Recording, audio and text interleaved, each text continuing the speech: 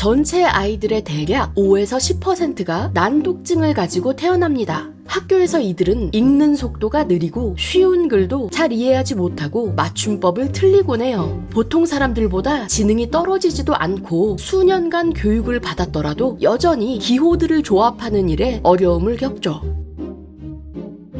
난독증이 있는 아이들은 숫자를 틀리게 읽고 글자를 바꿔서 인식하고 글을 쓸 땐 단어를 빠뜨리기도 해요. 자기가 쓴 글자가 거꾸로 보이기도 하고 문법 규칙을 어려워하기도 해요. 맞춤법을 지키는 건 불가능에 가깝고요.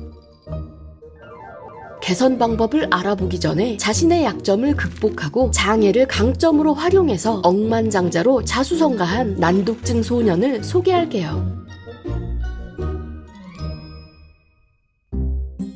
잉바르라는 소년이 작은 농장에 살고 있었는데 그의 할아버지는 주택담보대출을 갚을 수 없게 되자 돌아가셨어요. 하지만 할머니는 엄청난 노력과 헌신을 다해 농장을 지켜냈죠. 이를 통해 소년은 인내하면 삶이 더 나아질 수 있다는 걸 배웠고 본인 역시 더 잘 살고 싶어졌어요.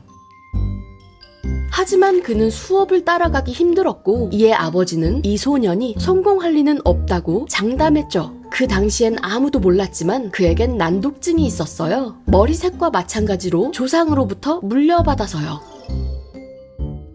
이런 어려움에도 소년은 굴하지 않고 6살 때부터 동네 사람들에게 성냥을 한 개비씩 팔기 시작합니다. 곧이어 그는 스톡홀름에 사는 이모에게 도매시장에서 성냥을 구해 보내달라고 한 후 그 성냥을 더 작게 포장해서 되팔아 엄청난 이윤을 남겼어요. 그리곤 아버지의 지원을 받아서 자신의 사업을 완전히 어나더 레벨로 만들죠.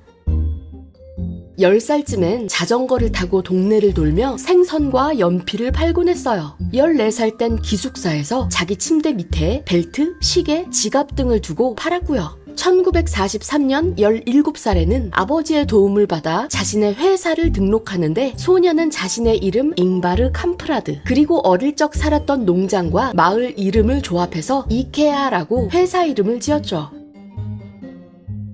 그는 가구 사업을 확장하다가 제품 코드를 관리하는데 어려움을 느끼게 됩니다. 이런 약점을 극복하기 위해 그는 각각의 제품에 숫자 대신 이름을 붙이는 시스템을 개발하죠. 탁자에는 장소 이름을, 가든 의자에는 섬 이름을 따서 제품명을 붙였어요. 이 방식은 그가 제품을 시각화해서 기억할 수 있게 했고 또한 고객들의 기억에도 깊은 인상을 남게 해서 이케아는 세계에서 가장 큰 가구 회사가 되었고 그는 가장 부유한 사람 중에 하나가 됩니다. 하지만 잉바르의 케이스는 너무 운이 좋았던 거죠. 다른 아이들은 도움이 필요해요.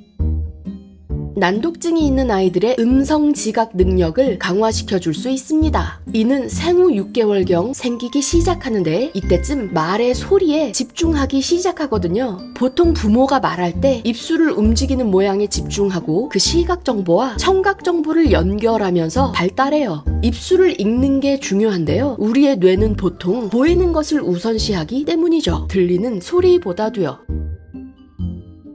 얼굴을 바라보며 대화해본 경험이 거의 없는 아이들은 청각 정보와 입술 및 혀의 움직임을 연결 짓는데 문제가 생겨요. 어떤 아이들은 B와 D처럼 비슷한 글자를 발음할 때 입, 혀, 입술이 완전히 다르게 움직인다는 걸 모르죠. 이 아이들은 음운 인식 능력이 부족한 거예요. 여기에 난독증까지 있다면 상황은 훨씬 어려워집니다.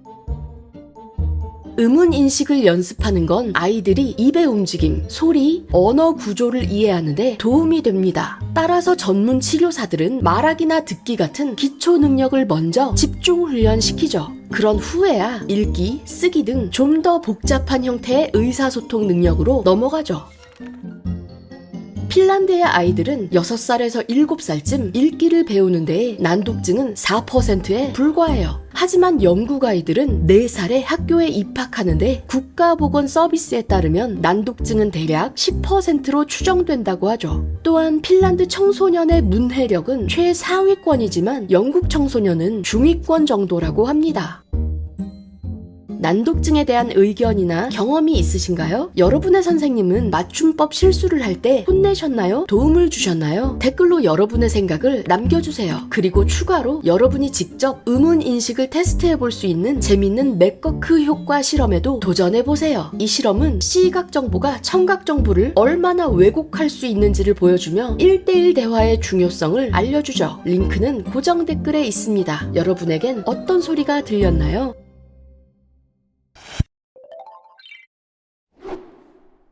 영상이 좋으셨다면 구독 혹은 patreon.com/sprouts에 가입해주세요. 더 많은 정보, 교육자료, 원본 영상은 sproutsschools.com에서 찾아보세요.